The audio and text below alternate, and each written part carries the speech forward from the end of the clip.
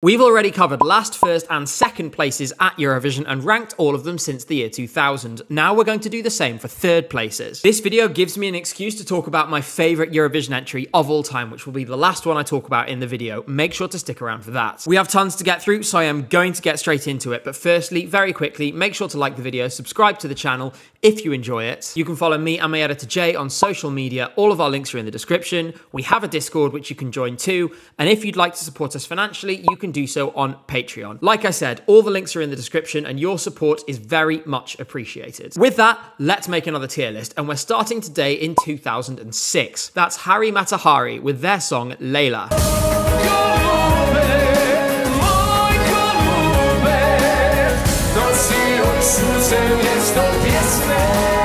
It's time to meet an important character in the story of third places at Eurovision this century, and that is this man, Željko Joksimović. For whatever reason, this guy just has the golden touch when it comes to ballads in the Balkans. Every single entry that he writes seems to do really well. There's a clear format to them, but it really works, so you can't blame him for hitting that button over and over. This song is one of those, and it's powerful, it's dramatic, and it is perfectly suited to the contest. In more recent years, Željko has actually performed this song himself, and the only mark I can really find against this song is that, to be honest, it was better when he performed it than when Harry Matahari performed it.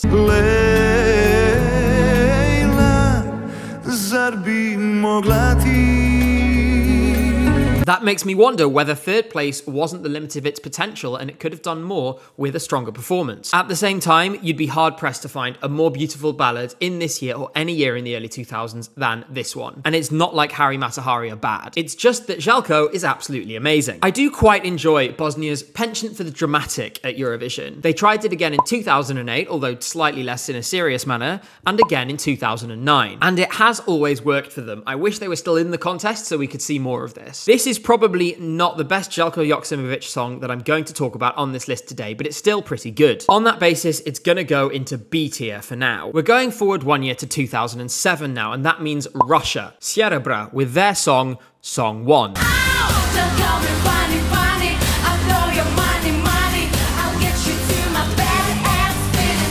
Sjerebra are Russian music royalty, and this song was written by Maxim Fadiev, who is one of the most famous and well-known Russian producers and songwriters. Therefore, it's pretty much safe to say that they had the A-team out for this one. My question then is this: why is the best that this team of people could produce, "Oh, don't call me funny bunny, I'll blow your money, I'll get you to my bad ass spinning for you"? Like, surely you can do better than this. I will say I quite enjoy the very trashy sexual innuendos though. Put your cherry on my cake and taste my cherry pie truly has the subtlety of an illegal annexation. This song is pretty straight down the line pop and pretty much in line with what you'd expect at this kind of era. At the same time, it's one of the stronger examples of its style, and there's no doubt that they have some serious charisma. It's a little odd though how Yelena Temnikova, who is in the middle, dominates this performance. She was easily the most successful of these three when she went solo later on, and that wasn't surprising. But back at this time, it just feels a little strange given that they're a group that she sings the main line for both verses and the bridge as well. I don't know if the others just couldn't sing the song or if they'd lost their voices or something, but it is just a little odd once you notice it. I almost feel like I should give 2 ratings for this song. One for Yelena, who has boundless charisma and carries the entire performance on her back, right down to the dance break where she also completely overshadowed everyone else, and one for the other two who were essentially props at the side of the performance. So what makes it strange is that Maxim Fadiev, later talking about Sjerebra, said that Yelena Temnikova simply stood in the middle. Yeah, stood in the middle and made the other two look like amateurs. Yelena gets an A, the rest of the group gets a C. For that reason, I'm averaging it out and it's gonna be in B tier. This is a pretty run-of-the-mill song, but it was elevated by an amazing performance. We're jumping forward now to 2021, and that was Switzerland. John's Tears with his song, Tout l'univers.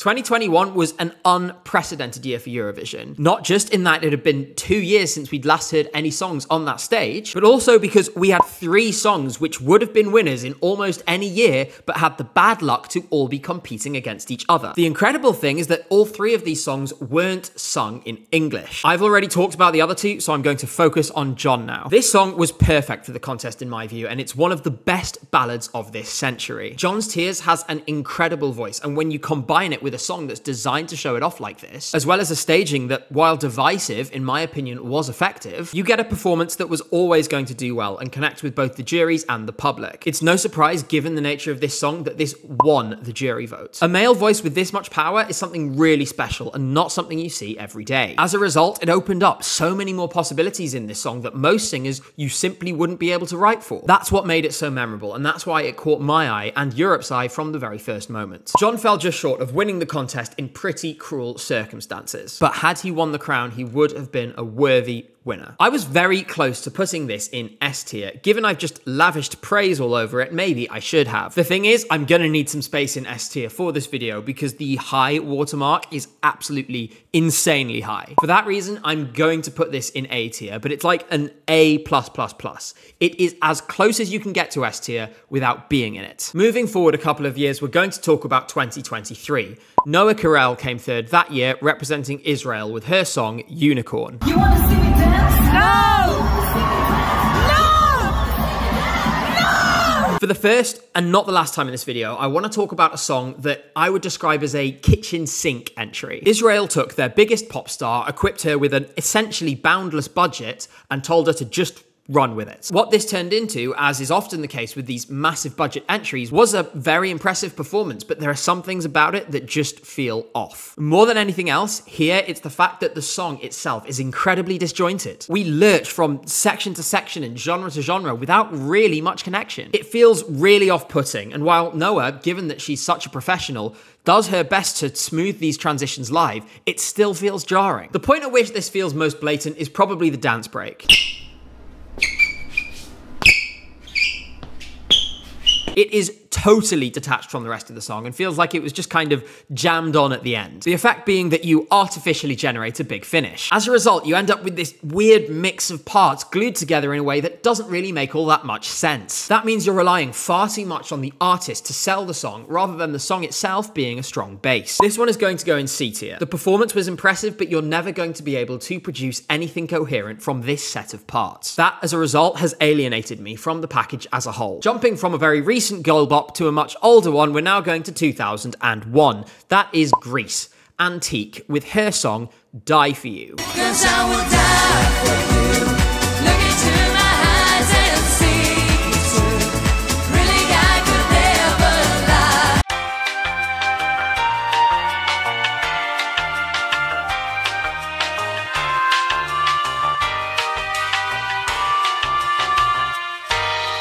Given the overall quality of this list and the fact that I do need to make space in the upper tiers, and you will see why, I'm going to put this in C tier. I don't mean any disrespect to Antique with this rating, but I think we have to recognize that while this was one of the foundations for that girl bop era that Greece had so successfully in the 2000s, it's not a Hall of Fame itself. Moving forward one year, and it's the UK in 2002. That was Jessica Garlick with her song Come Back. Baby, come back.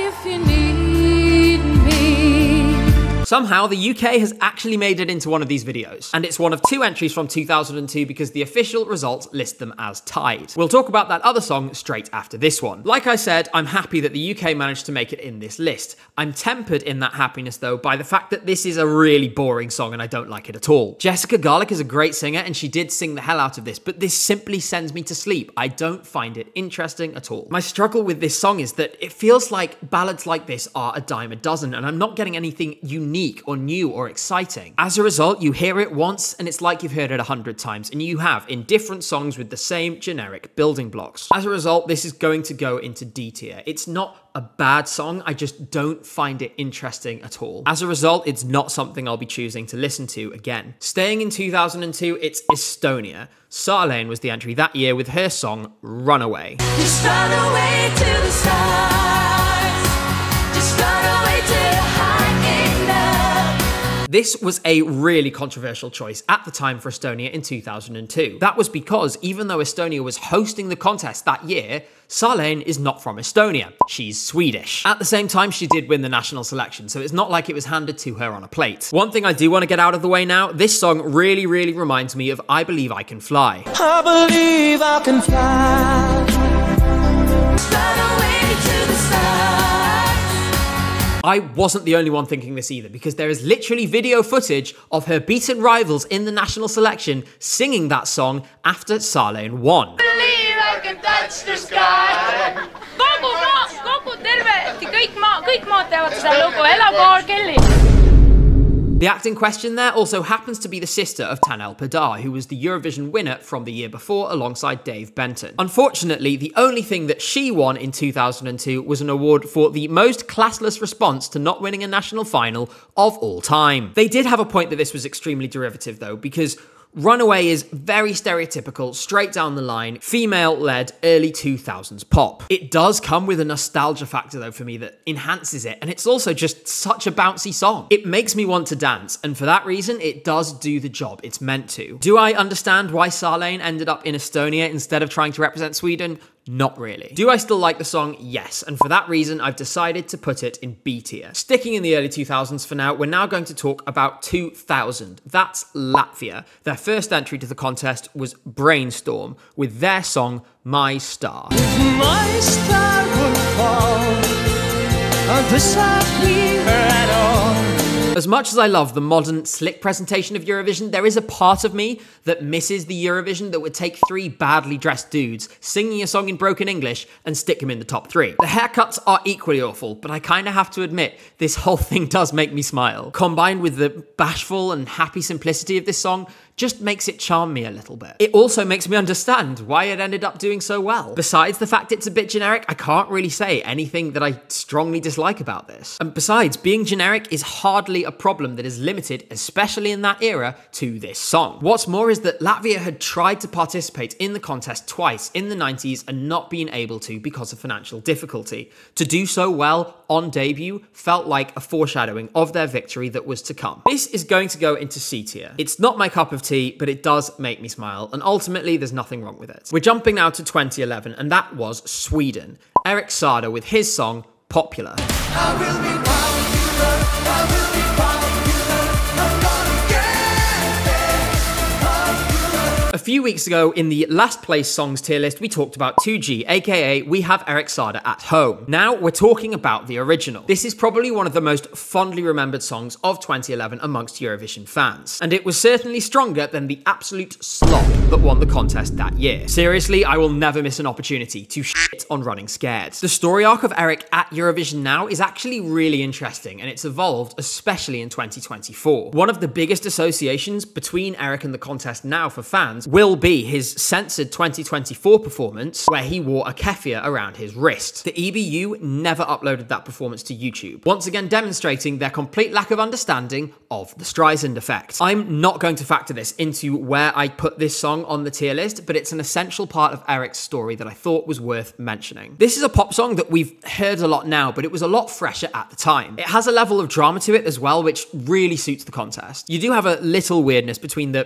fake shattering glass and the rhyming possible with impossible, but it doesn't detract from the overall package. This was a significant entry for Sweden as well because it came immediately after a disastrous non-qualification in 2010. That led to a wide range of changes in their national selection to ensure there was no repeats. The success of this song proved that those changes were working, and it laid the groundwork for Euphoria to come and win the contest the following year. I've been on a bit of a journey this song, from pretending I was too edgy in 2011 to like this song, to slowly warming to it over time, to reaching a respect for it over the last few years. For that reason, I'm going to put it into B tier. It's just a shame that the contest itself hasn't shown Erik the same level of respect. We mentioned him at the start of the video, and now we're mentioning him again. It's Željko Joksimović. 2012, he participated for Serbia with his song Nije ljubav stvar. Nije moja ljubav stvar, pa da ne znam šta ću s njom, želim ti sve najbolje.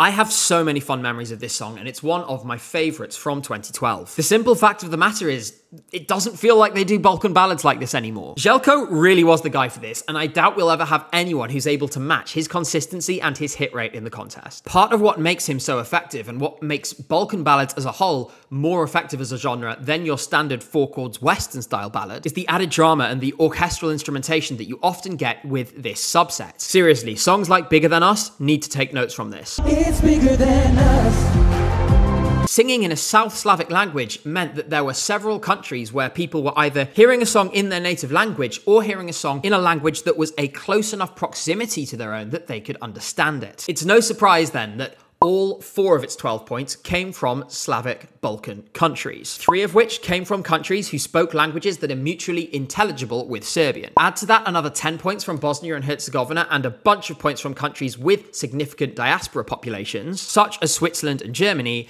and you have a ready-made top 5 finish. It picked up plenty of points from elsewhere too, but I just want to emphasize how impactful this song was within its own cultural sphere. I'm not going to spend too much time talking about how the song was performed because this guy is a master, so it's unsurprising that his vocals were incredible. Samo moj je What I do want to highlight though is that it's impressive that given the nature of the song and the size of the stage in 2012, it's really impressive that they managed to make this performance feel warm and feel full nonetheless. Given how important the instrumental is to this song, and there's a more than 20-second intro before Željko starts singing, it's great to see that the musicians got a spotlight in this as well. Overall, this is comfortably going into A tier. It was great then, it was great now, and it will probably continue to age like fine wine. Next up is Cesar Sampson with his song Nobody But You. Would be right if you go running away from love. Ain't nobody but you. This one caught everybody a bit off guard. After the songs were performed at the final in 2018, the odds had Cesar 20th in the odds to win the contest, and absolutely nobody expected him to get anywhere near the top of the scoreboard. At this point, people were essentially betting on a showdown between Israel and Cyprus for the win, and while that is what they got, this song winning the jury vote provided a pretty unexpected interlude to that. Nobody But You is a pretty straightforward soul song, and it places most of the importance on Cesar delivering on the vocal front. Luckily, that is exactly what he did.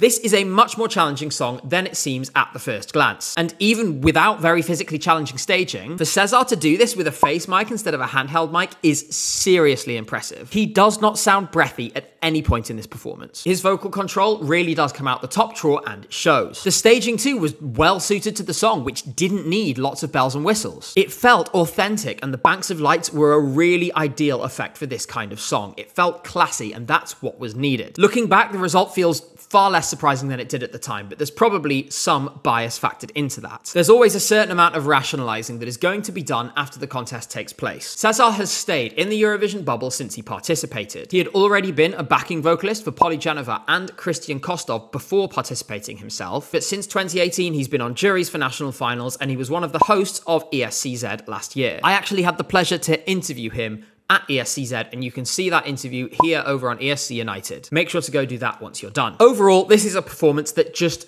oozes class, both in terms of the song and the artist performing it. I'm going to put it in B tier just because the top end of this ranking is absolutely stacked, but don't let that take away from the fact that this richly deserved the finish that it got. Next, we're going to 2004, and that once again was Greece. Sakis Rouvas with his song Shake It.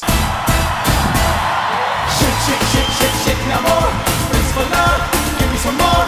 Shake, shake, shake, shake, shake, now more. Much like Antique's song from 2001, Shake It is very much still a staple of Eurovision events. And it's very easy to see why. An ethno-pop banger with questionably pronounced lyrics in English is basically the bread and butter of the contest at this time period. It does also help that the song is extremely catchy, especially the chorus. Sakis elevates this too because he's a natural-born showman. We would also get to see an early genesis of the kinds of dance breaks that have peaked in popularity in the last few years. The real achievement of this song, of course, though, is that they managed to make a performance which involves women taking their clothes off extremely homoerotic. On the subject of those dances, I know Sakis is pulling the cloths from the neckline here, but it really looks like they're coming from somewhere else. This is ultimately an early ethno-pop classic. That's good in a way, but it does also mean that it still suffers some of the problems that I feel Antique does. I am simply not that big of a fan of the early examples of this genre in Eurovision. For that reason, it's going to go into C tier for now. Sticking in the 2000s and sticking with ethno-pop,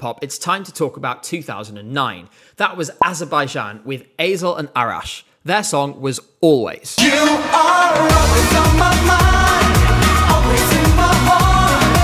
And I can hear you call my name. This This is definitely one of the catchier examples of ethnopop in this period. The chorus gets straight into your mind from the first listen and you remember it instantly. With the giant budget that Azerbaijan had at the time, that means you can guarantee a pretty good stage show as well. This was also the year that Azerbaijan had its first taste of its now tried and tested method of selecting songs for Eurovision. That method can broadly be described as just let the Swedes do it. The songwriter of this, Anders Retov, later wrote Too Late for Love by John Lundvik and Voices by Tusse, as well as just about everything in Melodifestivalen. He was credited on 6 songs in that competition in 2024 alone. That said, this definitely doesn't sound like a standard Swedish Pop Factory song, and the fact that Arash is credited among the songwriters shows that this had a little more love and care shown to it than some of the more recent efforts. As I said, that shows because it is a strong song and performance. You also have to credit it in 2009 for coming out on top ahead of a series of serious ethnopop challenges. Turkey, Armenia, Romania, and others that year brought serious packages in this style to Eurovision, and this one topped the lot of them. This does suffer from a lot of the same problems in this era, and that it's quite formulaic and conventional, and as a result does struggle to grab my attention despite the fact it's wormed its way into my brain. I was originally going to put this in B tier, but I got to the end of the video, looked at the script and looked at the songs that it was in B tier with, and I thought this doesn't stand up to them. As a result, I've decided to move it down to C tier. I know that's a little harsh, but the list just makes much more sense to me that way. 2015 is next, and that means Italy. Il Volo with their song Grande Amore.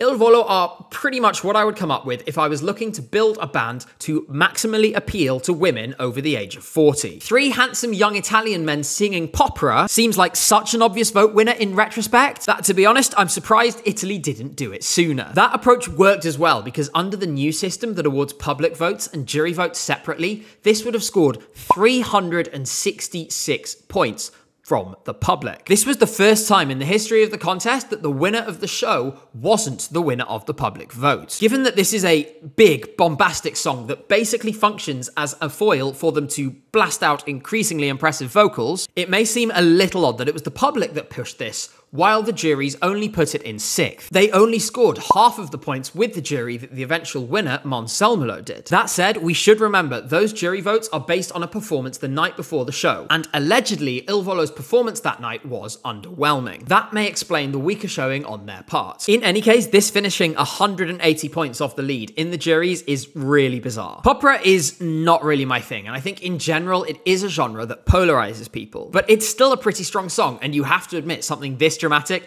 is made to be in Eurovision. They didn't overcomplicate the staging, and that was the right decision because they needed to focus in on the vocals. That way, they simply let the 3 of them shine. On the basis of all of this, I'm going to put it in B tier. It's simply held down by my lack of connection with the genre and with this song on a personal level. It's impressive and I appreciate that. I simply don't get it in the way I think others do. That doesn't stop me from appreciating it though. 2008 is up now, and that is Greece once again. Calamera this time with her song Secret Combination. My secret combination, it's a mystery for you.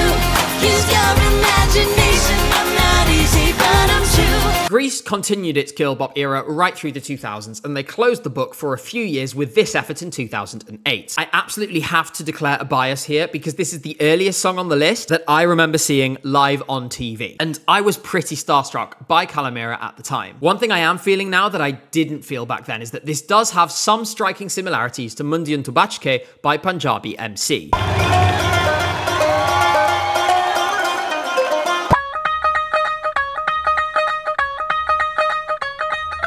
That, by the way, was one of the greatest bangers of 2002. Silly comparisons aside, this song really sums up this era of Greece in Eurovision. They had a formula which worked, and they stuck to it. Given it kept producing results like this, you can understand why. It's not the most original composition, and it's not the most unique, but it's still a strong performance from a hugely charismatic singer that was staged well on top of that. There are 2 routes to success in Eurovision, either doing something that nobody has done before, or doing something that has been done before, but better than than everybody else. When it came to ethno girl bops, not many countries reached the heights that Greece did, either in that year or across the 2000s as a whole. The only other competitor for that title in this decade would have been Turkey, but I'm not going to take the comparison further because I don't want to see the arguments in the comments. I'm going to put this into B tier. It's a great song and it's a great performance, only held back by the fact it's conventional. The lack of adventurousness does just take something away ever so slightly when I'm having to be as harsh as I'm having to be on this list. That said, I will never lose the positive memories and associations I have with this song. 2017 is next, and that means Moldova. Sunstroke Project with their song, Hey Mama. Mama, mama, don't be so mad. She'll be back home till sunrise. Come on! I am delighted this song came third, not just because it's a bop, because it means now I have an excuse to put Epic Sax Guy in the thumbnail.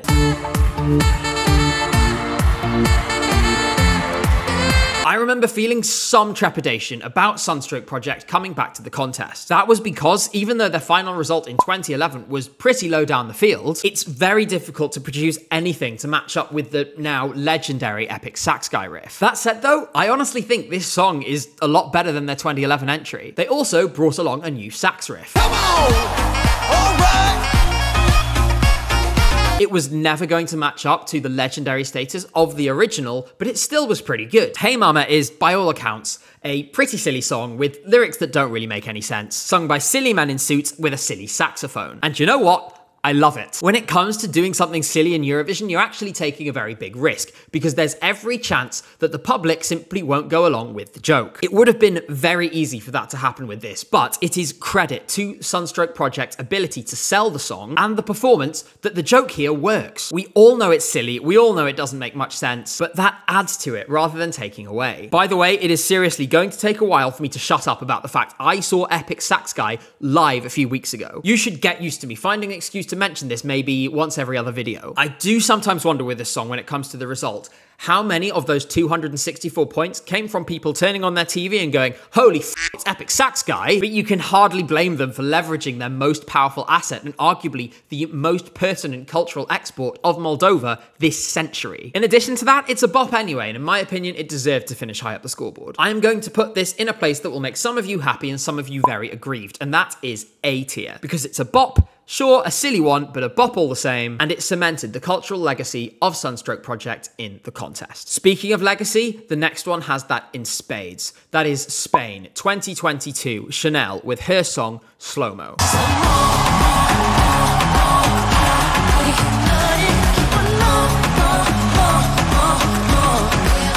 I am not sure any artist has ever had the Eurovision fandom in a chokehold like Chanel did in 2022. I'm not sure any artist will be able to replicate it again either. The reaction that this got in the arena was unlike anything I have ever seen. During the song, the stands were literally shaking. No discussion of this song is complete without discussing the staging and especially the choreography for this, which is pretty indisputably the best staging for any female-led pop song in the history of the contest. This was seriously like watching a superstar at work. Spain had exactly the right people working on this because Kyle Hanagami is one of the very best in the business for this kind of thing. Since then, there has been some kind of falling out between Chanel and Kyle because Kyle owns the rights to the choreography and Chanel is no longer allowed to perform it. I would encourage people though not to attach blame here because there are conflicting stories about who is to blame for the rift. In a strange way though, the fact that she can't perform it again and the fact that we will probably never see it like this again gives it some kind of additional, almost mystical value. This was a moment in time that will not be repeated. It happened exactly once and we have those 3 minutes to treasure it and nothing else. In its own way, that elevates it to an even more legendary status. This delivered on every front live and it took a song that didn't seem all that competitive in studio and turned it into a showstopper. There is, however, one more thing I need to talk about before I give my rating. Spain is very proud of this entry and they absolutely should be. I do think though that it's worth remembering Chanel's selection was extremely controversial, given that another act had won the national final televote by a very considerable margin. That didn't matter because televote in the Spanish national selection is only worth 25%. And that's only in theory because the way it works, in reality it's less. I'm not going to get into a 10-minute explanation of why that is though. I really do hope that a lot of people learned an important lesson about how to conduct themselves after this whole experience. Because a lot of people who were the biggest critics of Chanel and her selection after that selection happened, had very short memories and became her biggest fans once it was clear she was going to do well in the contest. Those same people were also deeply unpleasant online and sometimes in person as well. I had a few not so great in-person experiences that I would rather not remember to do with superfans of this song. Let's leave that aside though and give it its rightful flowers. This song needs to go into S tier. When it comes to this style, this song simply cannot be topped in Eurovision. In the years to come, this will be the standard that every female-led pop song is held to. If you're the one setting the example for everyone else, you deserve to sit at the top of the pile. Earlier, I talked about kitchen sink entries with Noah Karel from Israel, and here is another great example of that, which is Sergei Lazarev from Russia. His first attempt in 2016 was You Are the Only One. Hold on, thunder and lightning, it's getting exciting. Lights up the skyline to show where you are. This is another case of a big pop star and an unlimited budget, and basically carte blanche to do whatever you want to try and win the contest. The biggest impression that was left by the song was definitely the staging, which even to this day remains one of the most ambitious in the history of the contest. Sergei took the projection style, which Måns Zelmerlöw used to win the contest the year before, and turned it up to 11, with a full screen projection that he appears to walk on during the second verse. I remember seeing this for the first time and going, wow, this effect is incredible. The way they achieved this was essentially by taking a big sheet of spandex and stretching it over a screen that was actually not flat. All of the steps he takes were built into the screen before they stretched the spandex over it. From our perspective, it looks flat, but Sergei is actually pushing the screen back into the steps in order to get a hold of them while he's performing. You can just make it out here when he first steps onto the screen around his feet, because the image warps very slightly as he pushes it.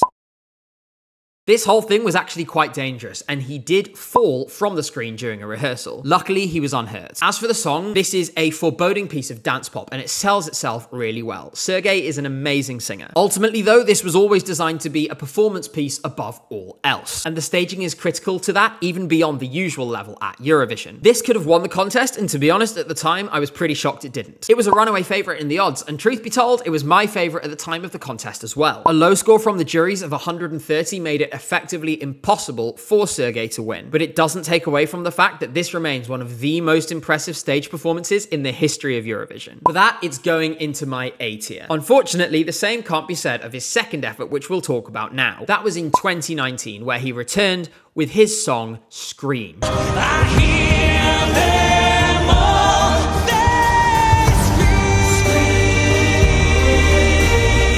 Returning after an effort like You Are the Only One, the standards and the expectations were sky high. And to be honest, I think we all assumed we'd be getting some kind of dramatic pop song, much like we did in 2016. We were all completely wrong. Sure, Scream is dramatic, but in a totally different way to 2016. It's a slow ballad, and to be honest, when it first released, I was kind of disappointed. A lot of people had really fresh memories of this incredible stage show from 2016. And while those were probably impossible standards to match, Scream just felt nowhere near that. For me, it just lacked the power, and it lacked the ability to grip me emotionally, which is essential for a ballad that's in this style. The performance, of course, did come together at the contest, because a team like that around you, it was always going to, and as a result, Sergei came third again. That said, that was a bit of a surprise, and most people had it down to finish slightly lower. In addition, they tried to repeat the ridiculous expensive prop trick, but the projected Sergeis in 2019 were much less impressive than the box from 2016. This pales in comparison to You Are the Only One, and I'm not the only person who thinks that. Just look at the YouTube views, where this has 7.5 million and You Are the Only One has 50 million, that is, not 50. Overall, I'm going to land this into C tier. It simply wasn't the return from Sergei that I was looking for, and my initial excitement at his announcement completely turned to disappointment the second I heard the song. It just misses out on D tier, but not by much. Next, we're talking about 2014, Sweden again with Sanna Nielsen. Her song was Undo. Undo myself, undo what hurts so bad. You are all going to hate me by the time I'm finished with this section, because this is a fan favourite. I am not in line with the general opinion on this one, so please give me a free pass. I do not like this song at all, for a number of reasons. As you know, I am usually extremely calm, very reasonable, and not at all petty, and my first reason for really disliking this song absolutely falls in line with that philosophy. That reason is this: who on earth wrote the line, "Undo my sad, undo what hurt so bad"? Amid a crowded field of bad English in Eurovision, this one is possibly the most irritating. It's the one that annoys me the most, and it's the most unacceptable, because in Sweden, they speak English better than the English do. Beyond that, I just think this is a very average power ballad. It follows the standard format of quiet intro, quiet first chorus, medium second verse, very loud chorus, medium bridge, very loud chorus, outro. It's not interesting in any way, and it is completely formulaic, devoid of any originality and relying solely on Sana's voice to elevate it past a nothing burger. And that's the thing, Sana did deliver here. Her voice is incredible. But unfortunately, what she delivered made absolutely no sense to me whatsoever and came straight out of the standard Melody Festival and stable of generic pop. I made a whole video about this last year, and I get a lot of the same frustrations with this. What makes it more frustrating is that Sana is not credited as a songwriter, not on this, not on the EP that it was part of, and not on her album that came not long after. On the basis that Sana is an incredible singer that delivered on the night, this can't go in F tier, but it's only going to go to D tier, and I'm not going to put it any higher. This has always irritated me greatly, and I think it will continue to. We're going back to 2005 now, and that was Romania. Luminita Angel and System with their song Let Me Try.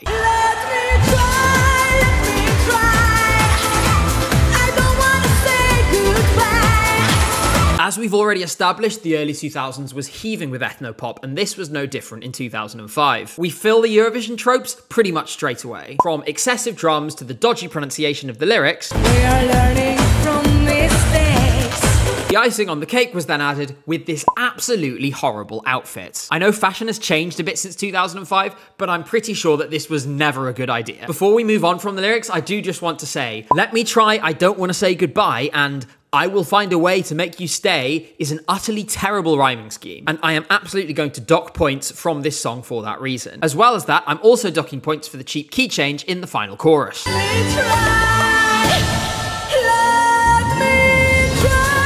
Good ethno-pop from this era is genuinely enjoyable, and there's plenty of it. Unfortunately, this isn't it for me. I don't like this specific ethno-pop disco blend. I think the lyrics are silly and the song is cheap and full of tropes. Unfortunately, that means it's landing a place in today's F tier. My apologies to Romanians watching. Despite this, I very much still want you to come back to the contest. You can find out more about why they left in my video from last week. Staying with Romania and making up hopefully for my previous score, we're going to 2010. That was Paula Selling and Ovi with their song Playing With Fire.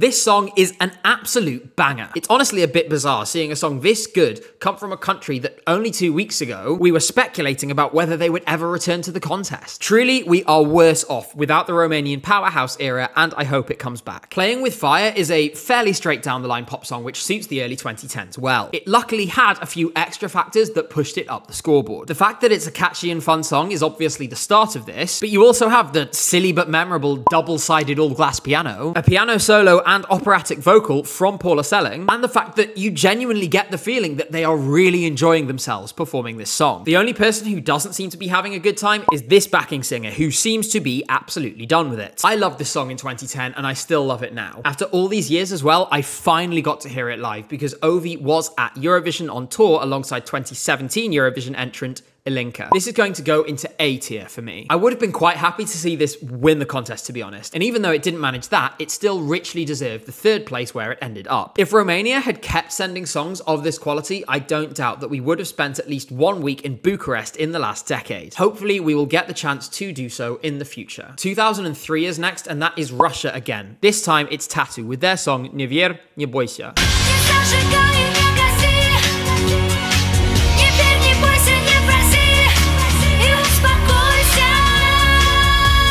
This is one of the most infamous Eurovision entries of the 2000s, not just because it's Tattoo, but also for the fact that they were notoriously awful to work with. They clearly didn't give two shits, and their performance was an utter tuneless nightmare. That said, in their defense, they were very inexperienced live performers at this time. They had barely sung this song live at all before the contest. Luckily for them, the song does save them here, because while the performance was disastrous, the song itself is absolutely incredible. It's arguably one of the best pop songs, not just in Eurovision, but overall of the early 2000s. Tattoo made a massive impact culturally, and they were one of the most recognizable cultural symbols of Russia at the time. This feels pretty odd now because the idea of two lesbians or at least pretending to be lesbians, being the cultural symbol of Russia feels totally unthinkable now, only 20 years later. I would have put this in a really high tier if Tatu had performed it well live. Unfortunately, they didn't do that. And if they had, they wouldn't have been on this list because they would have won the whole contest. Instead, it's going to have to go in C tier, which is as low as the nightmarish vocals can drag it. It's 2024 next, and that means Ukraine.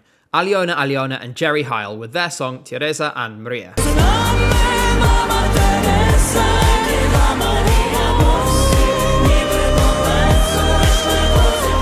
Some of my friends were unhealthily obsessed with this song, and while I wasn't quite on that level, I do understand why they loved it so much. Over time, since the contest as well, I've found myself returning to this over and over again, more than almost any other performance this year. What I love most about this is the imagery that they leverage during the song. Whether that's the warrior princess style dress of Jerry, to the lights representing bombs in the sky, to Aliona and Jerry lying amongst other women in the final shot. This is packed full of visual moments that just make you go, wow. Seeing them for the first time in the rehearsal is something that I am going to treasure for years to come. In addition to that, Jerry Heil is one of the best vocalists of modern Eurovision. It's genuinely amazing to me how just in a few years, she went from singing silly bops about being vegan to something like this. The difference could not be more stark. There's a righteous anger in this that elevates the performance to a whole new level. I should say that I think Aliona is absolutely fantastic as well. It's just that I think Jerry was so amazing that she steals the whole show. This song is still early on its journey, but I have a feeling it's going to be remembered by Eurovision fans for years to come very fondly indeed. It's hauntingly beautiful, it's superbly executed, and I came very, very close to putting it in S tier. Unfortunately, it is just going to fall into A tier for now. That said, to any Ukrainians watching, please don't be disheartened, because I think the final entry on this list is gonna make you smile. The final song of this tier list is Ukraine 2013. Zlata Ognevich with her song Gravity.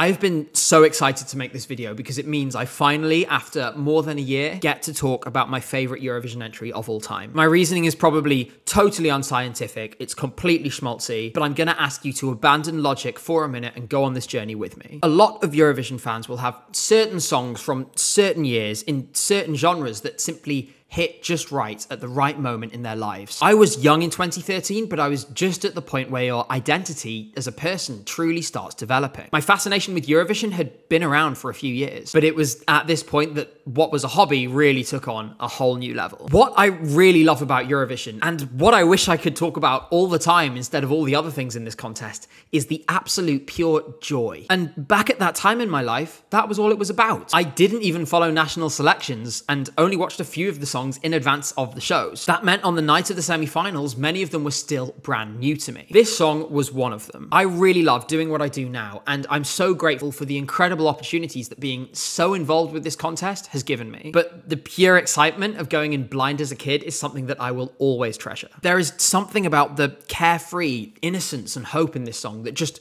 connected with me from the first moment I heard it. It's just so carefree, so optimistic in how it's written and performed, that I just feel myself being lifted away by it every time I watch the performance, even now. But that isn't the only thing that makes it special to me. Over time, as you have more experiences in anything, certain events take on additional meaning that you never maybe expected them to take on at the time. Without this song, I don't think I would be where I am today with regard to this contest. Every burst of excitement, every bit of pure happiness that I feel following this ridiculous song contest that we all love reminds me of the first time I truly, deeply felt that. And that was with this song in 2013. And because of that, every time I listen to this song, I feel every amazing moment that I've had the privilege to live through in this contest all over again. I remember seeing it live for the first time in 2017 and barely being able to believe I was there. I think of all the incredible friends that I've met because of this contest. I think of the nerves of going on an ESC United live stream for the very first time. And later, the same nerves posting on this channel for the first time as well. I remember the excitement of receiving that accreditation email in 2023 and walking into the press centre for the first time with wide eyes. I remember the pride of seeing my own country come second in the contest in 2022. And I remember the tears that I cried at the start of semi-final 1 in 2023 when it really hit home. Yes, it's here. It's really here in your own country, like you've been dreaming for your entire life. This song is like opening a box of my most treasured memories and reliving them. It's something that is really precious to me. And I don't think it's a feeling that's ever going to fade. I don't think I need to tell you what tier this is going in. I think you already know. With that, we've made it to the end of the video, and I never thought I would get emotional in one of these, given ultimately this is just a dumb song contest, right? But here I am. Thank you so much for the support as always. The last few weeks have really blown me away. It's not the first time I've said that. Hopefully it won't be the last either. Please like the video. Please subscribe to the channel if you enjoyed it. I'll be back again in 7 days. I am really excited to keep sharing this with you and to start digging into 2025 as the season comes around. We are just a few weeks away from that now. Until then, thank you for watching. Have a great week. Take care, and I'll see you soon.